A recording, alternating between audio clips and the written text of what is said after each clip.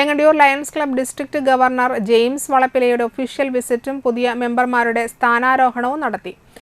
സൗപർണിക് ഓഡിറ്റോറിയത്തിൽ നടത്തിയ ചടങ്ങിൽ Engandiyur lions club president PR Mohandas അധ്യക്ഷത വഹിച്ചു. പുതിയ മെമ്പർമാരായ അഭിരാജ്, നെടുമാട്ടുമ്മൽ, രാജൻ, ശ്രീജിത്ത്, ബാബു എന്നിവർക്ക് സ്വീകരണം നൽകി.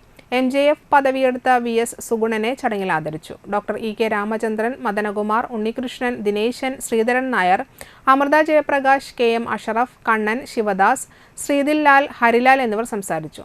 ബാലകൃഷ്ണൻ, പീതാംബരൻ, രാരമ്പത്ത്, രാമകൃഷ്ണൻ തുടങ്ങിയവർ ചടങ്ങിൽ പങ്കെടുത്തു.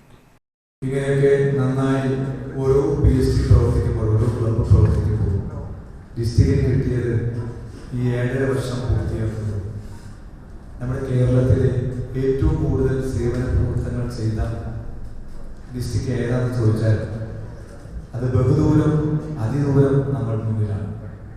19,000 സേവന പ്രവർത്തനങ്ങളാണ് ഇതുവരെ കേരളത്തിൽ നടന്നത്.